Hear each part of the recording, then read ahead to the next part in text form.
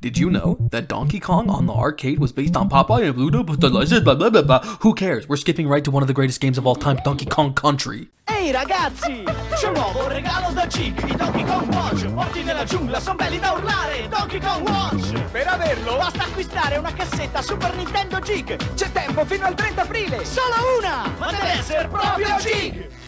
I love these ads. This was marketed as the greatest leap to 3D yet, and I can't argue with the results. The environments were so sophisticated, the character models looked intimidating, there was a mood to every stage. God damn was there a mood. All that's celebrated by even the opening with the Rare logo showing up, first with wireframe, then in full color. To go with all this was the unmistakable ambiance provided by the legendary David Wise and Evelyn Fisher.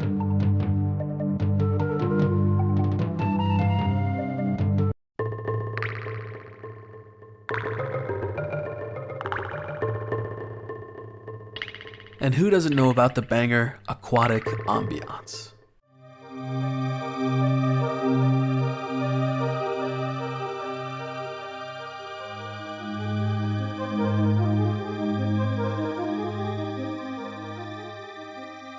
Soothing, isn't it? It just washes over you. That song takes place in this serene underwater level with layers and layers of coral. Rightfully so, most of the game's environments were just inspired by the beauty of nature, and it was perfect for Donkey Kong. I always thought pre-rendered was one of the most beautiful styles out there. They felt like actual paintings, able to be captured in what is now such a dated little hunk of junk. One thing I really respected about Rare, the actual developers of the early Donkey Kong Country series, is that they just tried shit.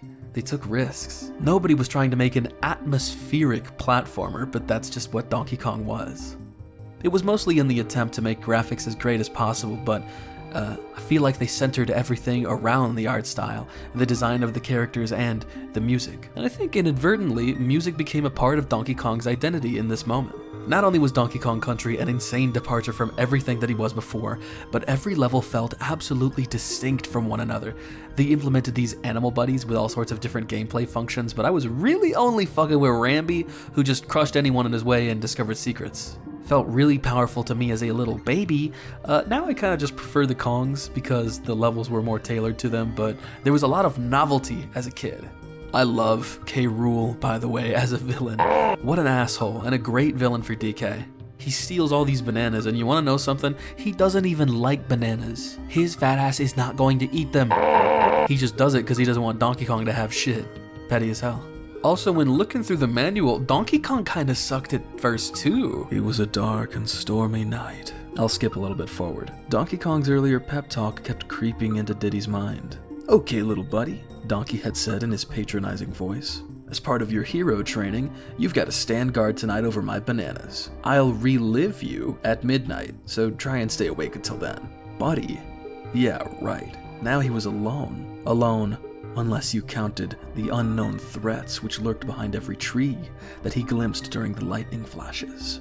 That's why he was in the barrel at the beginning of the game. He was sealed by the Crownlings. I thought they were like best friends, but it's almost like a jerkish older brother sort of deal. I still think they became best friends though, after the game. Speaking of the main monkeys, Rare just kinda invented DK and Diddy as we know them. They took a lot of inspiration from the anatomy of actual gorillas and monkeys, and made a real beast of a main character.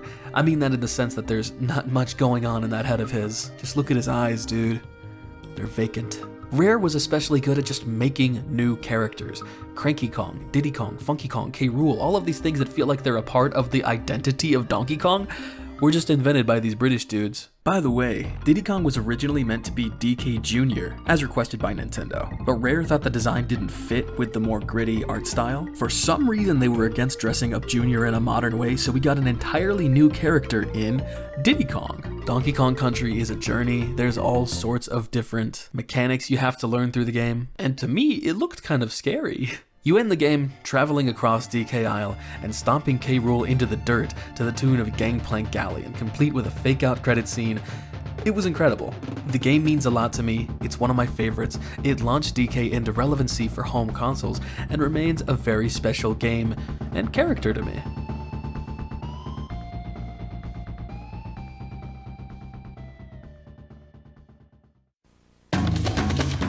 Super ツー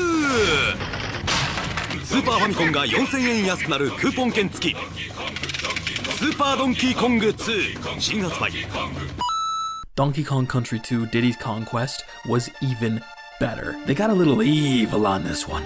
DK has been kidnapped. Diddy and his girlfriend Dixie got to swing into action and rescue that big bitch. By the way, I love this duo. Even more than Diddy and Donkey, not just for the relationship aspect, which is really cute, but also the fact that Diddy was way faster feeling than Donkey Kong, and Dixie basically does the same thing but with a helicopter hair. It lets you go to new places you couldn't before and latch onto hooks. It's so sick and allows for even more dangerous obstacles. Because if you did good enough, you'll have that to correct yourself. And without it, well, that's just your punishment. You just gotta get better. It was a tough game. It's also a lot more dark, eerie, way more environments than the lush nature seen in the first game. Also, the music, bro! Okay.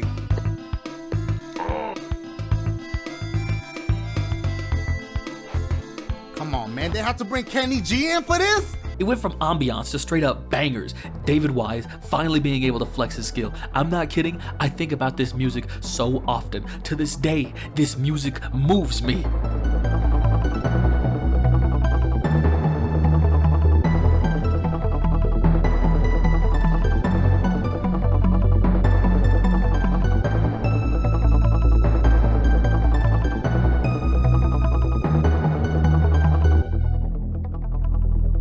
Also, you gotta listen to this.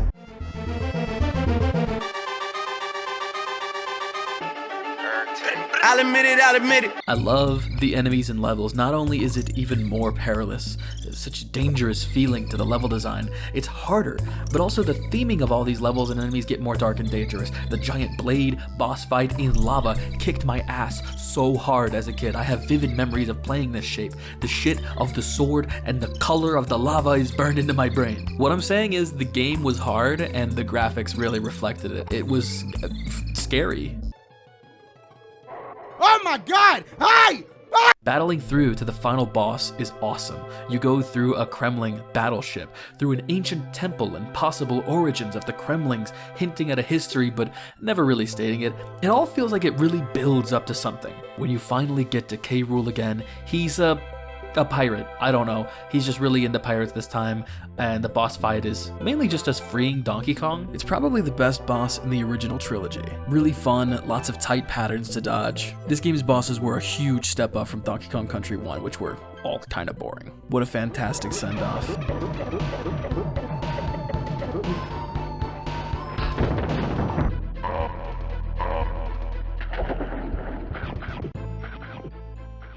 In the true ending of Donkey Kong Country 2, you're rewarded with this gorgeous artwork and scene of DK and our two new protagonists overlooking the destruction of Crocodile Isle.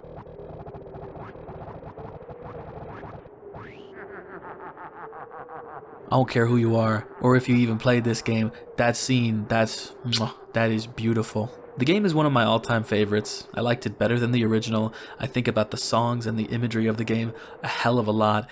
It's wonderful. If you play any Donkey Kong Country game, let it be this one. It's amazing. What the fuck, bitch? That Sonic cousin? Who is that? Something wild is coming. Something you wouldn't expect. It's Donkey Kong Country 3 starring Kiddy Kong. Uglier bosses, incredible levels, and graphics you won't believe. Donkey Kong Country 3 on Super NES. There's something you don't see every day. Donkey Kong Country 3, Dixie Kong's Double Trouble is really good, but I can see why people don't like it as much. In Donkey Kong Country 1, if you backtrack into the cave DK lives on top of, he'll get sad at the lack of bananas in the banana horde. There's a letter in the second one that tells you about DK and how he got took. In Country 3, nothing. Your character has no motivation. You just kind of start. If I didn't know any better, I'd say this is just a vacation. You go to Wrinkly Kong's place, that's Cranky's old-ass wife. And that Wrinkly Kong is so fucking hot. And she's like, I'll save your game for you. And you go to Funky's garage, and he's like, I'm a mechanic now, dude. Also, here's your baby cousin. Try throwing him. It's fun. Just go somewhere else. Just go have fun. And it is a decent bit of fun, but even as a kid, I couldn't help but feel like, really, you can't even tell me shit about the game? Donkey and Diddy Kong pretty much went on a vacation. Went out exploring, said they'd be back tomorrow, and never showed up. They're missing. Dixie Kong recruits her brutishly strong baby cousin to help reunite the Kongs once again. Kiddy Kong functions like Donkey Kong, which I thought was the worse duo choice than Diddy, but he's a big, stupid fucking baby. I never finished this one. Not because I couldn't, but I really didn't want to as a kid. I didn't want to be a dumbass fucking baby. It really pissed me off when you die too. You hear wah, wah, like fuck off, dude. He's so fucking ugly. Someone just said, God, I hate this stupid gormless face. Are you talking about Baby Kong? It's gormless. There's not a whole lot of gorm, is there? Also in the game over screen, why is Dixie in the crib with him? There's a baby theme around a few of the game elements like the opening and that screen. I never liked that shit. I never liked baby Looney Tunes. I dislike baby Mario that gets a spot in every Mario Kart for some fucking reason. It's not cool, dude. I hate it because it stinks. How you expect a little kid to like that? It's lame, dude! Okay, enough about that. That's superficial. The music just didn't reach the highs of Donkey Kong Country 2 or even the first game, in my opinion. There's some good tracks, but nothing blew me away. I will say though, after replaying a good amount of it for the video and contrasting it to the other country games, the levels are really fun. Isn't that what really matters when it comes down to it? Really cool gimmicks that panicked me as a kid and some that I still find different, interesting, and challenging as an adult. Speaking of different, the art is a lot more sunny than the other games. Remember when I said the game was like a vacation? They maintain that feeling in the art. Beautiful caves, a huge variety of environments, everything caught in great detail, giving us a full view of their absolutely gorgeous levels and backgrounds. It's beautiful. It's Donkey Kong Country 3, dude. It's lit. Something that I like about Country 3 more than the other games. There's way more thought put in the overworld. It always looked nice. Very beautiful maps in line with the same art style as the rest of the game, but there were cool traversal methods like a boat and a helicopter. You could find little secrets in level select, and there's a little lift that takes you around in this rustic resorts, and you can talk to my dudes, the Brothers Bear. I don't know why they pronounce it like that, but they're chillers, dude. Imagine, you couldn't even imagine this blunt rotation. The final boss is against K. Rulenstein. He's using a machine that puts the Kongs to sleep and harnesses their dream energy. I don't know. I don't fucking care either. Beat his ass, free the Kongs, and that's it, bro. You don't get a cool cutscene. Even the true ending feels lackluster in comparison. You free the banana bird, long story, and it drops a damn egg on K. Rool. Okay. Sure.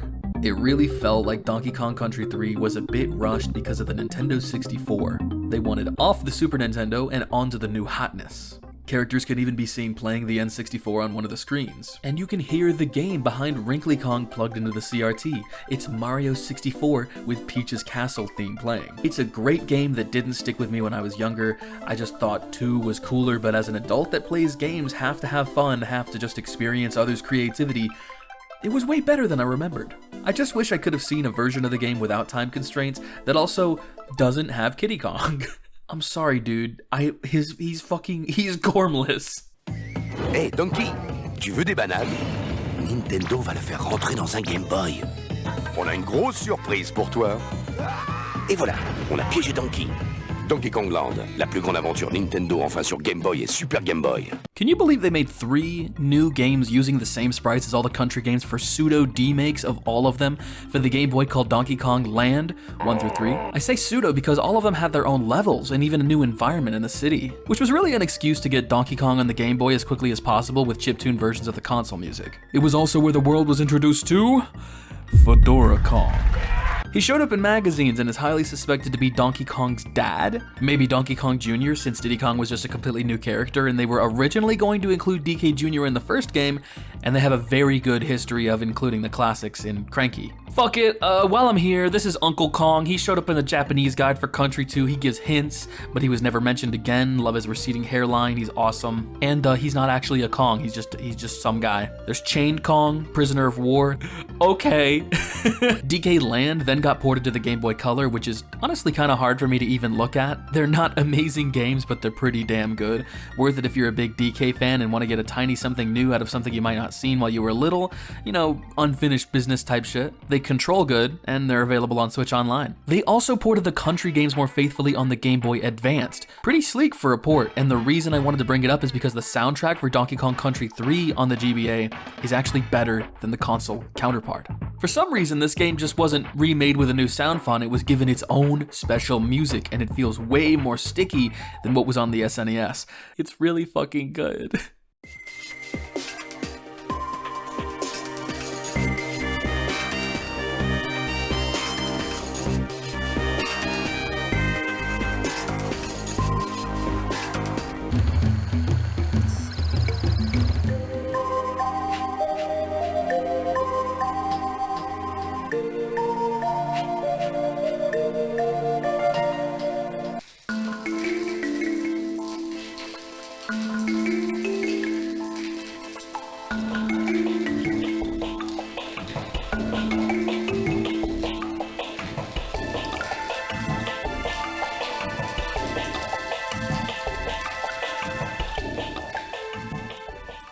Dans Choco Pops de Kellogg's, ils ont mis Donkey Kong. Et ça se passe comment au fond?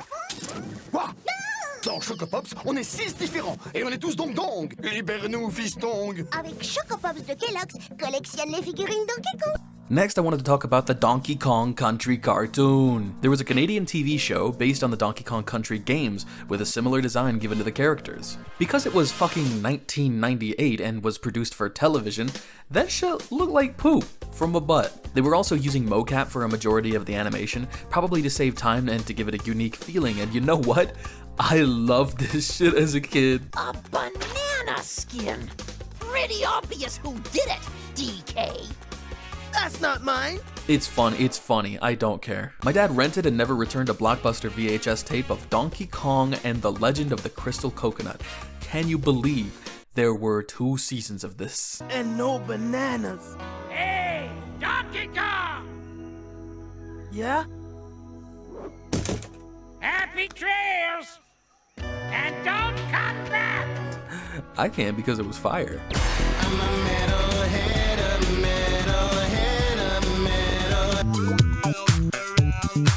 There's tons of references like that apparently that I'm too young to get. If you're big into music in general, you could probably get it all. The show was great specifically because of the performances by Donkey Kong and K. Rool's VAs, Richard Yearwood and Benedict Campbell. Now the cartoon did look... Maniac monkeys on the moon! I'll ship you 2 off to the moon if you don't shut your banana holes and give me some space!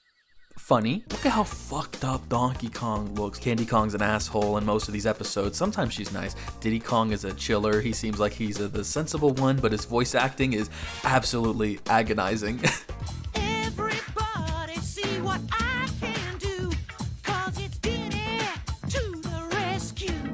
I think the musical numbers are pretty enjoyable without DK and K. Rool, just from the absurdity, but Diddy's songs make my ears bleed. For some reason, they fucked with Dixie Kong's design. She looks like a troglodyte. Crikey's pretty funny, though. I like his voice a lot. Looks like it's up to us. Come on, you big palookas! I'm not afraid of you.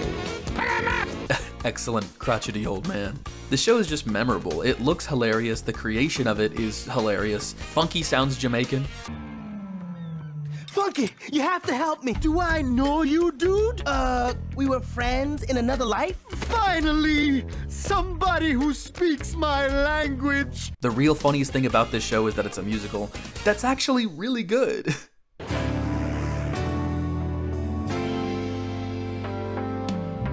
I don't know what's happening to me.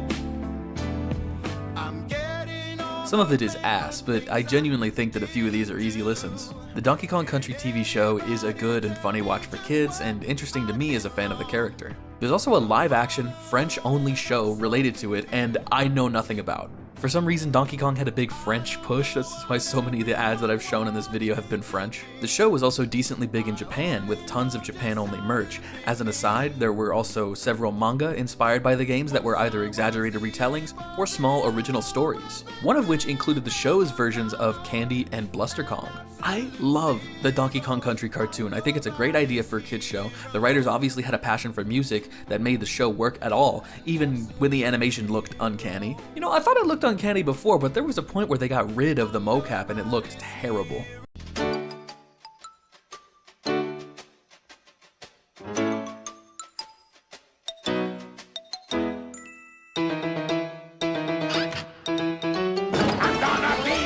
star. I can't help it but appreciate it for trying, though. And this marks the retirement of the country name since DK has grown and become so much more. Why did I use up my best material on this I will say though, if you're at all interested, the original voice actor for a lot of the Kremlings, including K. Rool, were brought back for a ridiculously beautiful animation called Return to Crocodile Isle. It's a pseudo-fan sequel to the original series that pays homage to that rare fourth-wall-breaking cheek while maintaining the show's musical identity and adding some real sauce. Great choreography and incredibly dexterous performance, it reminds me of an old-school Disney movie. Although they really try to maintain the shape of the characters, I guess to get a similar feeling to the TV show. Regardless, it's just a beautiful piece of animation. Give it a watch if you are, at all, a fan of the original cartoon, ironic or not. It's true, I won't deny it, that they've hit and rung my bell. My many hats and all this lunacy. I know I've made this hell. These failures running through my mind like monkeys jumping in my head. My finest hour cast aside and rendered positively dead. And still I fought it like a hero, spite the tragedy and travesty. And now I have returned with light and glory as your majesty. And your disgraceful prattle while I was off secluded with a mutiny. Ha! I'd have you executed. ウキウキされたり押された気分がハマるの当然ジリーのレーシングウキウキのノリノリもの選んで怪物倒してへんてこレーシングジリーコーポンコツドンケツいやいやよハートバックバックハイテンションちょっとやそっとじゃ遊びきれないウキウキレースアドベンチャー振動パックでブルブル震える任天堂64ソフトディディコングレーシング God, I love that ad. In 1997, Diddy Kong got his own game, Diddy Kong Racing, baby. Listen to this theme, bitch.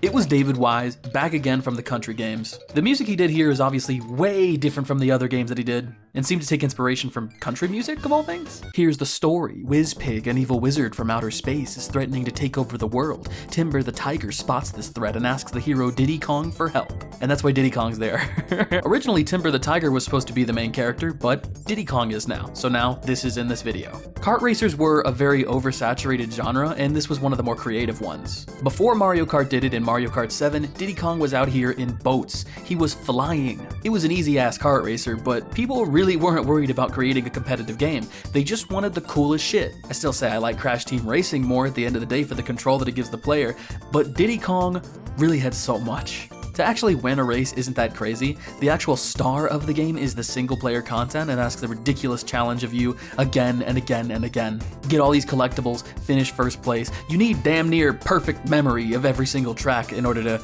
win. And a lot of people try out different racers in order to get the best stats. Or you just look online and find out that everybody uses the clock guy or the rooster. When they showed it to Nintendo, they asked Rare to put a recognizable character in it to sell more. Hey, you're not gonna say no to Nintendo, just giving you that recognizability. So right away it became Diddy Kong Racing. And those Japanese motherfuckers were right. The 8th best-selling Nintendo 64 game. Very impressive for a kart racer. This is an aside. I think Rare wanted to make Banjo from Banjo-Kazooie a Mario character, and were pretty convinced it was going to happen, and I think they wanted to start with Diddy Kong Racing. Rare had also included Banjo and Conker as playable characters. Banjo was a huge deal on the N64, but his game wasn't even out yet. It was meant to be the usual implementation that Rare loved, filling their games with references and connecting their worlds. There was also a Taco Bell collaboration with Nintendo that was meant to push Banjo-Kazooie, but it got delayed, so it became a general Nintendo advertisement. Win at Taco Bell. Just peel the coin off the lid, score 64, and you could win an N64 system, cash, or millions of other great prizes. And who knows who'll win the Porsche Boxster. It's score 64 and win. Only at Taco Bell. Weird to think about, but that could have been what pushed Rare over as becoming a Nintendo subsidiary to own the rights, making Banjo essentially a Mario character. It might have even pushed Banjo-Kazooie to be even higher than the 10th best-selling 64 game. Conker, however, once it was clear his adventure was going to be much more vulgar, never had a chance to be included again. Sorry I didn't have too much to say. What do you want from me? It's a racing game. There's only so much you can say. It's really hard and it's really good. There's an Uber Danger video about it that is a kind of a comfort watch for me. Yippee! Let's party! Oh shit, it's a beach party in my honor. Oh man, this is great. We're celebrating the defeat of Wizpig, the most evil fucker of all time. And we're all just dancing and having a good time. Look at him skanking out. Look at me skanking out. Watch what I do right here. Watch, even the genie's here. Taj the genie. Watch what he does. He's fucking skanking. Well, he's shuffling. This is probably the best day of my life. I've never seen anything like it. There's fruit everywhere. Look what they did to my taxi. Donkey Kong is back in an adventure so big, it's taking the country by storm. In reaction, the governor has called in additional troops. We believe one of them looks like this. This turbocharged game has better graphics, more moves, bigger bosses, huge worlds. It's so big we included an expansion pack to get it all in. They didn't even tip me. Donkey Kong 64. Donkey Kong 64. It's the game where the DK rap everybody knows and references comes from coconut gun, pineapple smell, and whatnot. This was the peak of relevancy for platformers, and I'd say that the ranking of the top 3 went like, Mario 64, Banjo-Kazooie, Donkey Kong 64. Rare was on fire for this era. Walnuts, peanuts, pineapple smells, grapes, melons, oranges, and coconut shells. Oh yeah, walnuts, peanuts, pineapple smells, grapes, melons, oranges, and coconut shells.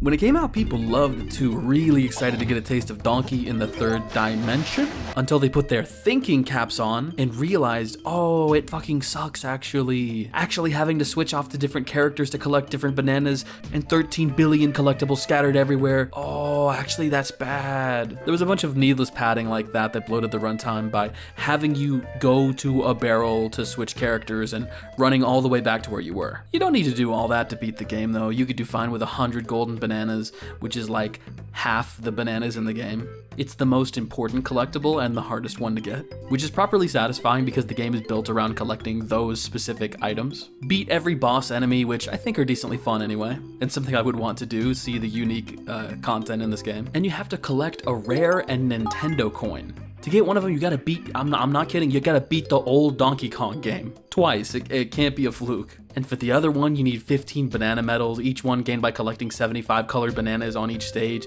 So there's some backtracking required. You go back to the barrel to switch the character, and you get the bananas on every stage. I think that's where people get a little upset. Collectathon elements are best utilized when they don't stop progression, but give you a little something extra. It is way unfair to compare Mario Odyssey to something like this, but it's way cooler collecting the coins of each level to get a new outfit. Aside from running and jumping, you could attack enemies in a few different ways. Donkey got a gun, which actually came from when they were testing something with Donkey Kong, but forgot that they left that in, and they showed it to Nintendo on accident, and they were like, "Oh, dude, I think we just showed Nintendo Donkey Kong holding a gun."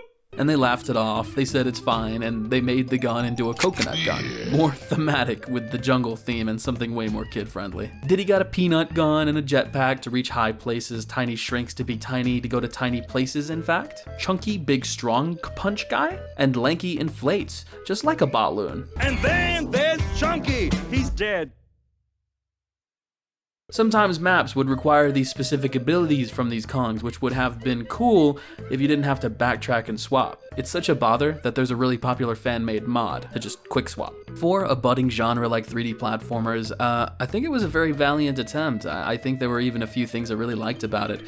For one, the game looked absolutely stunning for the time. I love the work that Rare did on Banjo, and this was pretty much more of that. Bright, colorful environments, bouncy characters. It's also a ton of mini games, puzzles. There's always shit to do. This was definitely that forever game for a lot of kids. I think in today's gaming climate, something like this would be thoroughly ignored.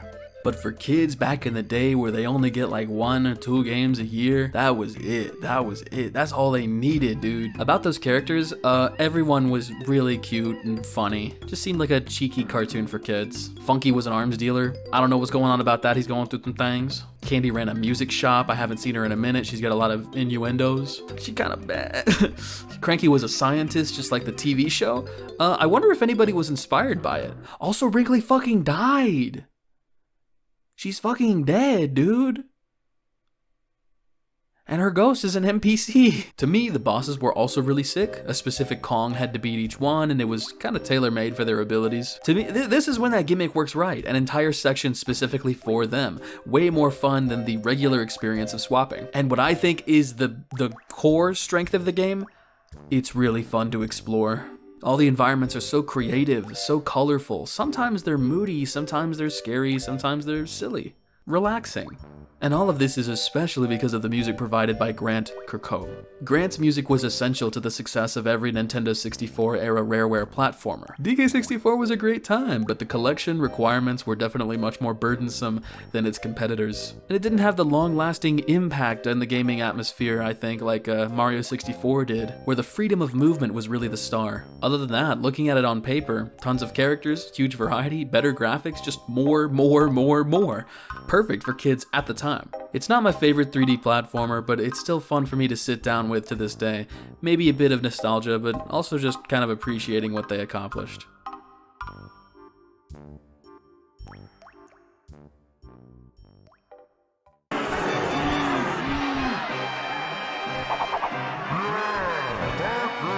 And that was the last bit Rare had to do with Nintendo as the Donkey Kong guys. This was when they were bought out by Microsoft. Aside from one last Diddy Kong Racing remake for the Nintendo DS, their reputation as the Donkey Kong company was finally severed. There was also a cancelled Donkey Kong Racing game where we see Kiddy Kong with GameCube graphics, so I'm glad that never saw the light of day. It seems like they were going to use animal buddies in place of carts. I bet I would have loved it, honestly. Rare was always so damn creative, and it's shown in every game that they touched, not just Donkey Kong. Looking back, I loved how Rare just did shit, replacing the main characters for popular franchises every time.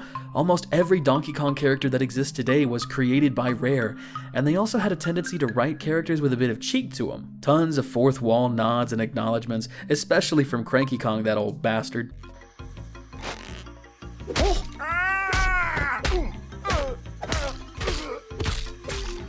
Funky Kong had an entire arc where he used to be a chill surfer dude, but the more you see him, the more militarized he became. He was on path to being completely different, but Nintendo decided to regress him a little bit. Good thing too, the Surfer Kong design is killer and iconic. Wrinkly Kong is still dead? Something like that is never gonna happen again with a Nintendo character.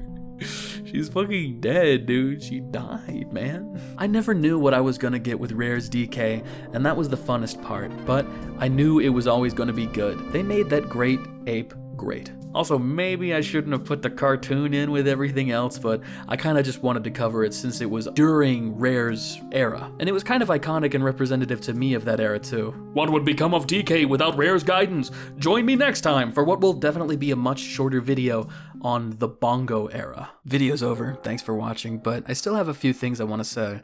If you'd like to support me, I started memberships with a few emotes you can use. Members get their names flashed at the end of a video. I spend most of my time at work, since I don't make nearly enough off this to support myself. Every little bit contributes to me spending more time working on videos. If you'd like to join the Discord, I placed a link that's valid for 1 week. Not much goes on there, but I thought I'd have one cause why not? It lets you interact with me if you want to. I'm kinda boring. Long outro, but I think I deserve it. It's a long video I spent all my free time on in the past 2 weeks. I could feel my personal relationships degrading as I just sat and consumed Donkey Kong media for 2 weeks. Thank you for watching, and the support. The kind comments really keep me going at this. See you later.